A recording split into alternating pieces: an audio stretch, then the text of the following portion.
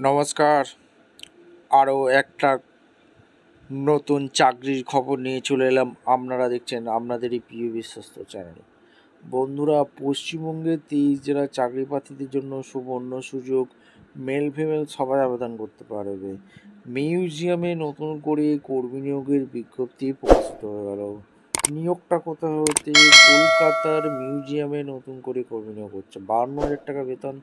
সামান্য পড়ালেখা জানতে হবে। এই মুহূর্তে সেরা সুযোগ। কিভাবে আবেদন করবে এই প্রতিবেদনেই বলে দেবো। অবশ্যই তার জন্য ভিডিওটা মনোযোগ দিয়ে দেখতে হবে, জানতে হবে, বুঝতে হবে।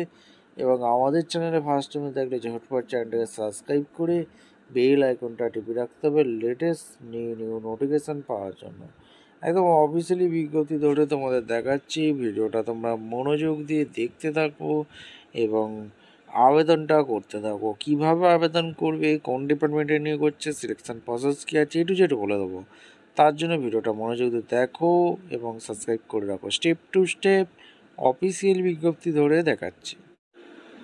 একদম অফিসিয়ালি নোটিফিকেশনে আছি। বিজ্ঞপ্তিটা ভালো করে পড়বে, জানবে, বুঝবে, তারপর আবেদন করবে। National council of science museum, block GN, sector 5, Bidhannagar, Kolkata 70091। এখান থেকে ভ্যাকেন্সি রিলিজ করে দিয়েছে। নোটিফিকেশান নাম্বার দেখতে পাচ্ছ। National council of science museum অর্থাৎ এনসিএসএম থেকে ভ্যাকেন্সি রিলিজ করেছে। এইখানে দেখতে পাচ্ছ ministry of cultural government of India থেকে ভ্যাকেন্সি রিলিজ করে দিয়েছে।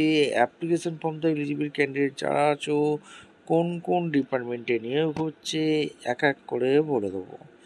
এখানে current B physics, computer science, electronic, life সায়েন্সে যে ভ্যাকেন্সি বেরিয়েছে 7টা ভ্যাকেন্সি আছে, 7টাই আনরিজার্ভ। 35 বছর পর্যন্ত তোমরা আবেদন করতে পারবে। এখানে স্যালারি স্ট্রাকচার, এখানে 56,100 থেকে 1,77,500 টাকা স্যালারি আছে। এরপরে যেটা এখানে এলিজিবিলিটি ক্রাইটেরিয়া কী আছে, কোয়ালিফিকেশান কী লাগবে, যারা ফার্স্ট ক্লাস এমএসসি পাস করেছো বা বিটেক করেছো, 1 বছর এক্সপিরিয়েন্স আছে, অনার্সে তোমরা আবেদন করতে পারবে। যারা এমটেক করেছো তারাও আবেদন করতে পারবে। যারা পিএইচডি সায়েন্স নিয়ে পড়াশোনা করেছো বা পিএইচডি ইঞ্জিনিয়ারিং করেছো অনার্স আবেদন করে দিতে পারবে। জব ডেসক্রিপশন অবশ্যই ভালো করে পড়বে, বুঝবে। কেরিয়ার গ্রোথ অবশ্যই আছে। গাইডলাইন অবশ্যই কিন্তু দেখে নেবে। ইন্ডিয়ান ট্রান্সফার লাইব্রেরি, এখানে পশ্চিমবঙ্গে 23 জেলার চাকরি প্রার্থীরা সবাই আবেদন করতে পারবে। এখানে কোনো বাধ্যবাধকতা নেই। মেল ফিমেল সবাই আবেদনটা করে দিতে পারবে। কীভাবে আবেদন করবে?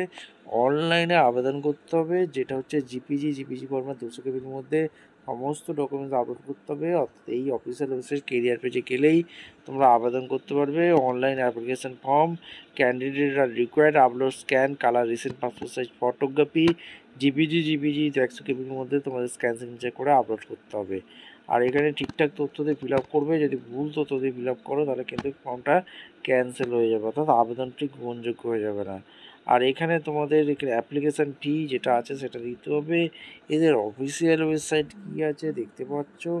আর ওম্যান ক্যান্ডিডেটের জন্য কী আছে, ক্রেডিট কার্ড ডেবিট কার্ডের মধ্যে তোমাদের আবেদনটা করতে হবে।